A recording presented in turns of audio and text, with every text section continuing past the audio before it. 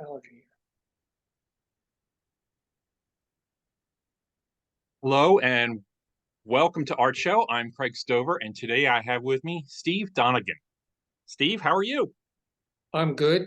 Happy to be with you, and glad it's raining because it means I don't have to stand outside with a hose at least an hour. That's a big plus. It's a big plus. Plus, all the plants get watered. Yeah. What I wanted to do today is I first wanted to share some works of yours for the people who are unfamiliar with your work. So you do lots of different types of work. You dip your toes in several different disciplines. But Yes. I became aware of your work through the tapestries, Okay. of which this is one, correct? It is. Yeah. Okay. And tell me a little bit about this piece. Well, this is part of a series that was based on things about our garden.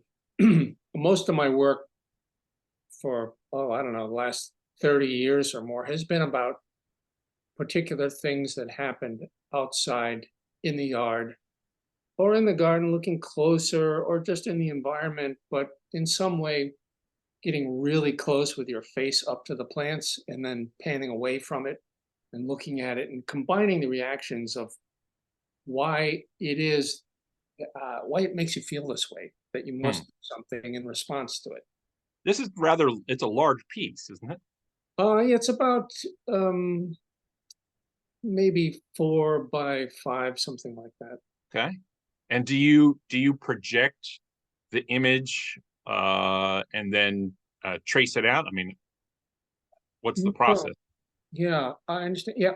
So these are combinations of things from, I use a mixture of stuff from hand drawn material to uh, collaging some photography in there. And Okay. I mean, they always have a photographic feel to them because I render the image as much and as close as I can to what I was actually looking at.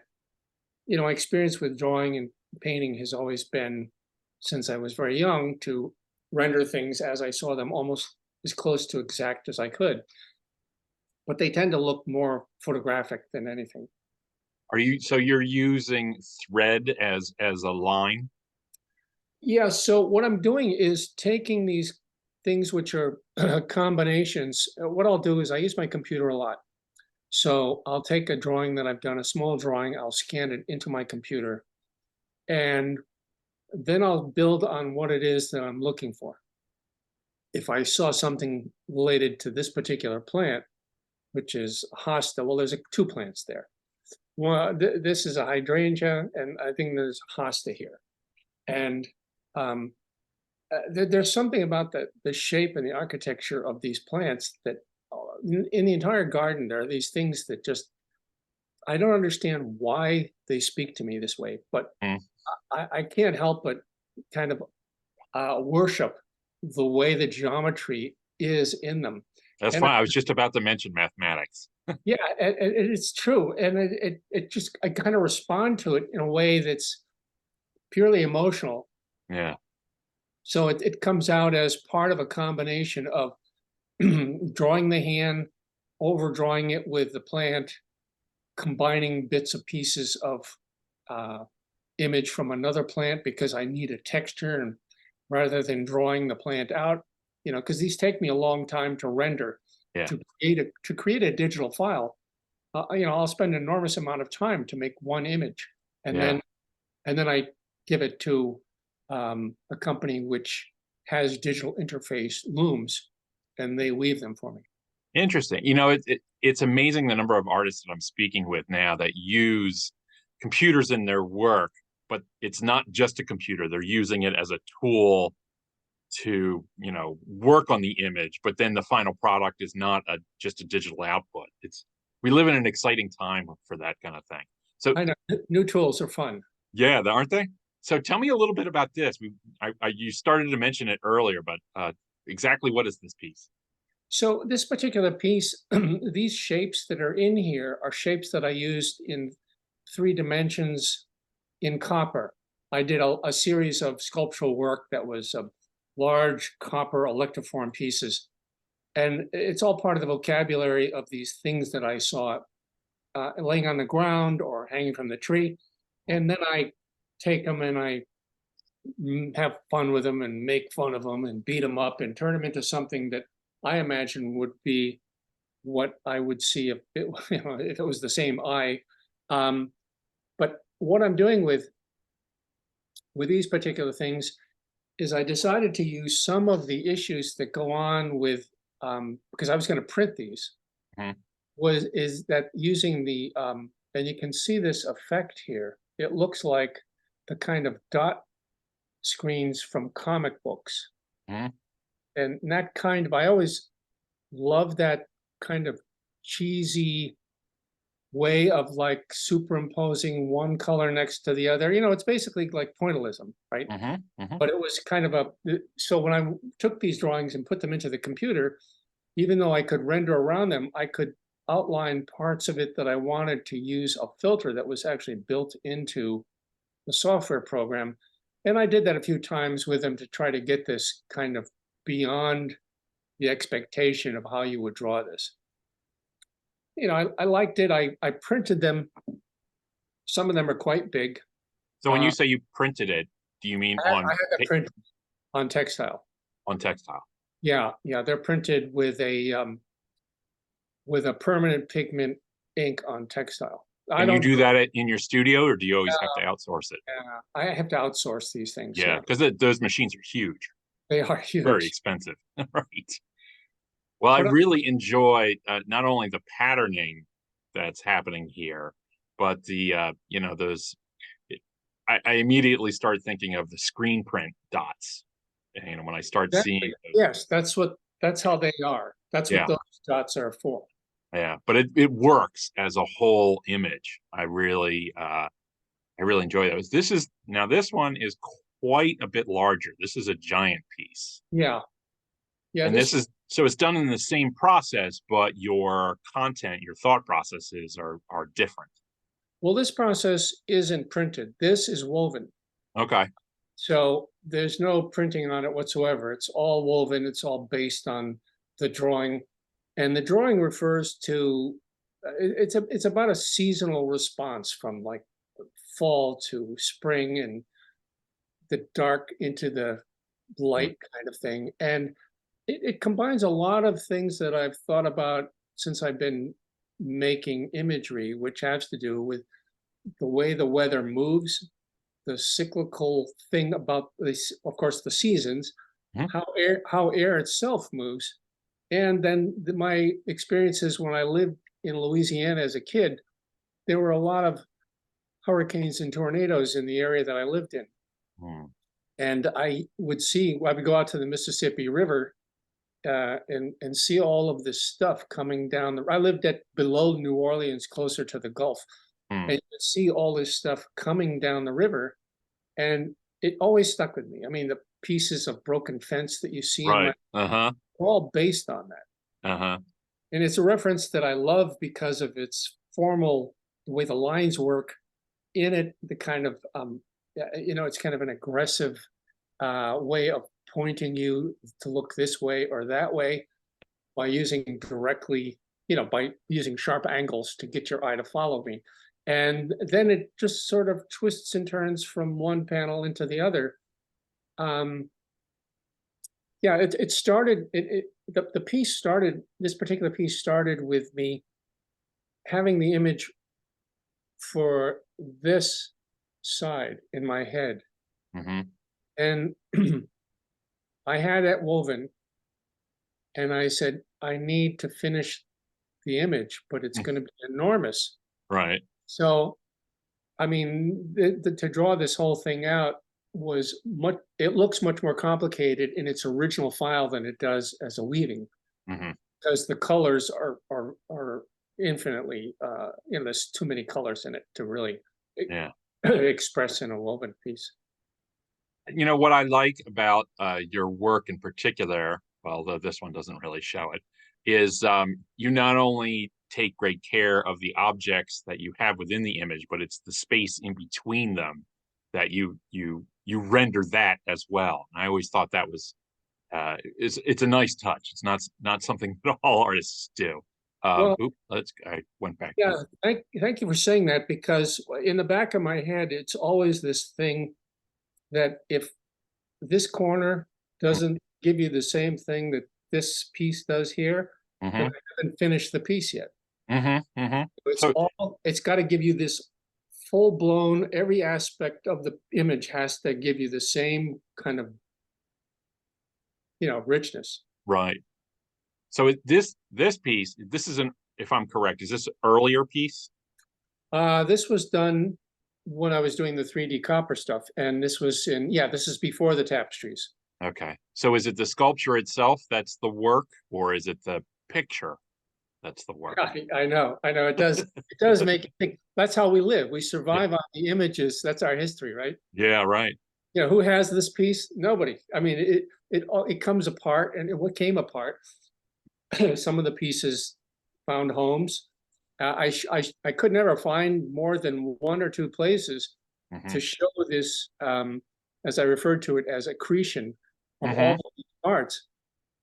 I imagined that this part, when I was thinking about it, as I was making these and was just laying them in my studio and piling them up over in the corner, I couldn't get into the whole idea of giving any one of them a pedestal, mm-hmm, because I saw them as aspects of something that happened naturally. And mm-hmm, mm-hmm, I thought of this as sort of like what was left after a storm surge, and mm. that you happen to come through an opening in the woods, and all of a sudden you see this pile of stuff, industrial stuff, stuck to the bank of the river. Yeah, right. And then you kind of go, oh my God, I got to run home and tell somebody. Yeah, right.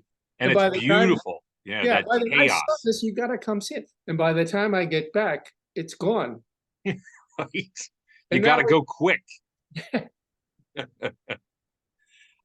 So I chose this one just because, we're going to talk a little bit later about color. But I loved that blue is only that blue because of every other color that's in this. exactly. I really appreciate that. Plus just the sweeping motion of this. You had talked about the wind and the air and the water. Well, this to me really talks about the painted space between things. I like that, especially up at the top there. The textures on textures. That really works. How big is this piece? This is a smaller piece, isn't it? This is a small piece. This is like 11 by 14 or something. Yeah. It's on a wood panel. Have you found yourself making larger works as you get older, or? Well, I kind of back and forth. I mean, the big tapestries were kind of like, I have to see this in sort of like, you know, full Panavision, sort Mm-hmm. of. And then with these, I said, I want to start out, I want to do some paintings, but I don't really want to get big panels. I have and I'm starting to run out of room here. Mm-hmm.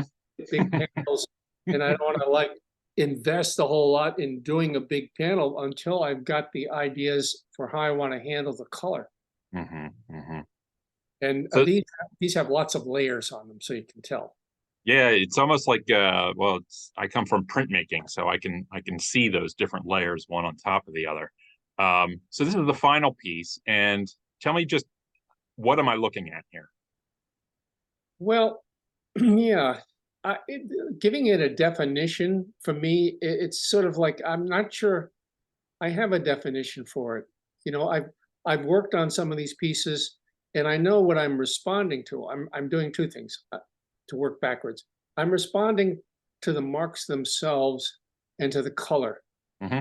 And I spend a lot of time trying to create that compositional thing that I told you about, where I want every aspect of the surface to keep you interested, kind of like a garden. You want the garden to keep your interest no matter where you wander in it, and to give you that opportunity to go through it and take your time and go back and look again at it. Mm-hmm. What it is exactly, in terms of if it were a thing that could talk to you, that'd be things that you probably saw when you like stuck your face down in the dirt in the garden. And Mm-hmm. you said, oh, what is that? That looks like, Right. and you're responding to what that makes you think of. Back in the early days of the internet, when you had maybe 2 MB of RAM on your computer.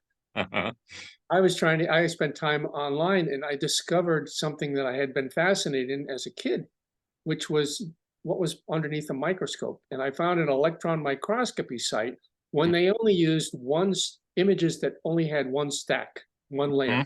Mm-hmm. Now they have stacks of the same to give you 3D, and they colorize them and all that.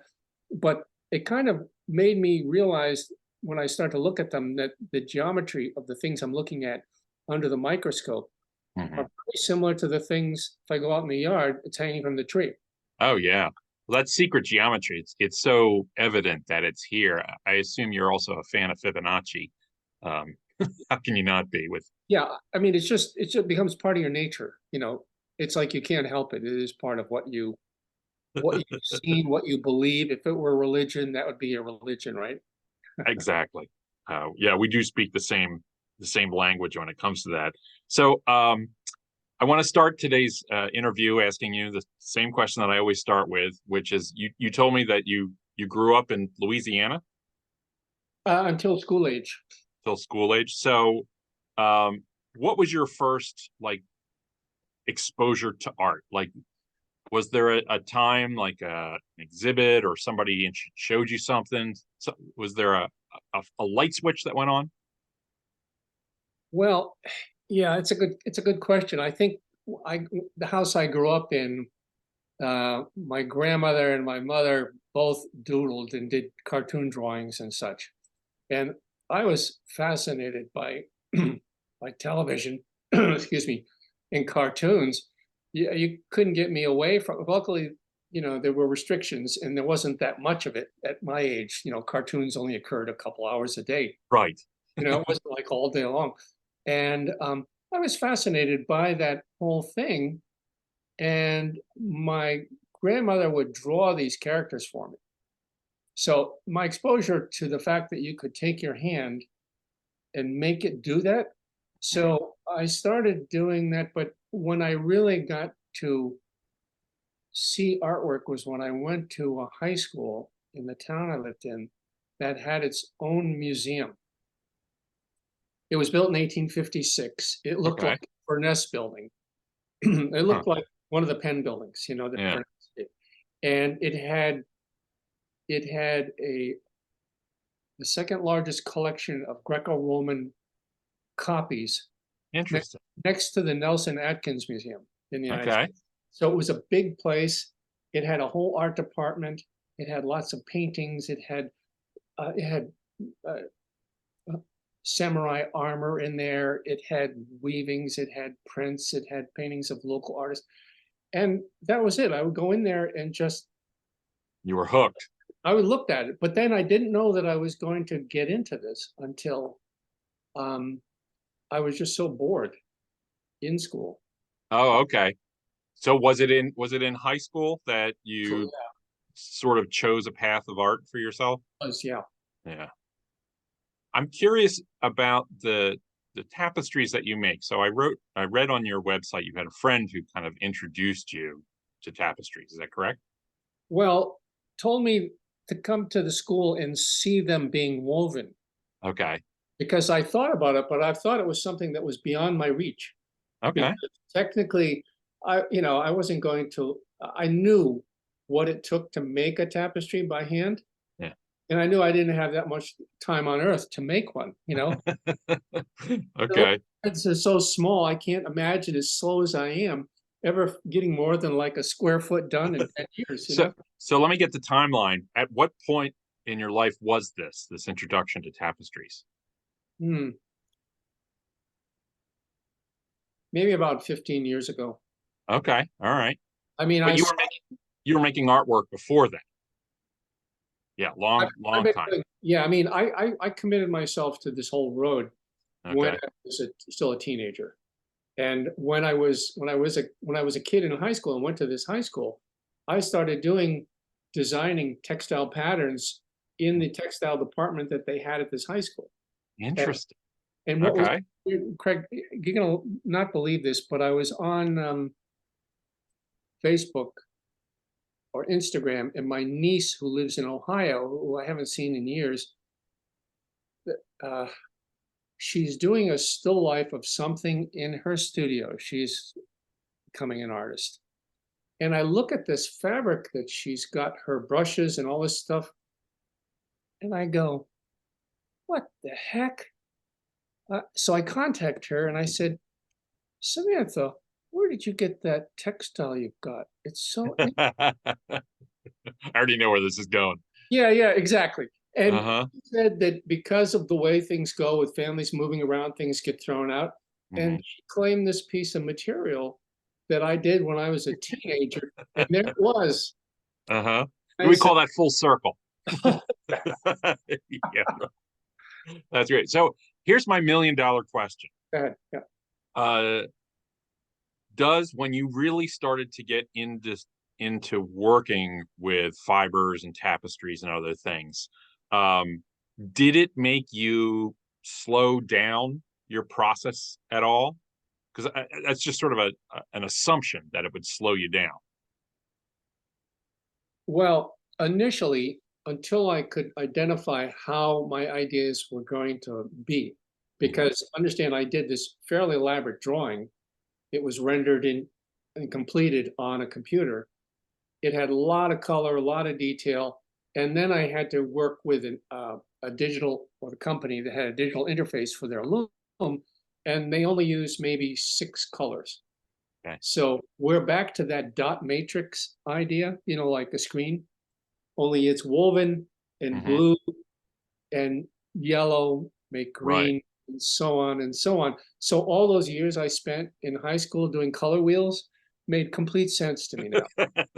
Ta-da! That's perfect. Suddenly worked.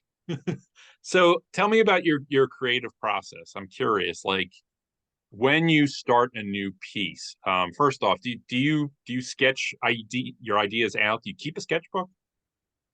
I do keep a sketchbook, but usually I But throw my sketches, most of them I throw them away. okay, And it's yeah, because I don't, that's not what I want people to look at. uh-huh. I I got know you. that, and I go so far as to shred them up because I've experienced, I worked in a building one time where I'd see other people who knew so and so who lived in the building. They go through their trash and Uh-huh. pull out torn up paintings they did. Right. I'm sure that would horrify anybody, right? When I saw that, I said, I'm going to shred these things before I. You never know. I mean, I should take that advice. I remember I threw away a piece of mine one year. I was back in college, and like 2 years later, I found it hanging in a friend's living room or something.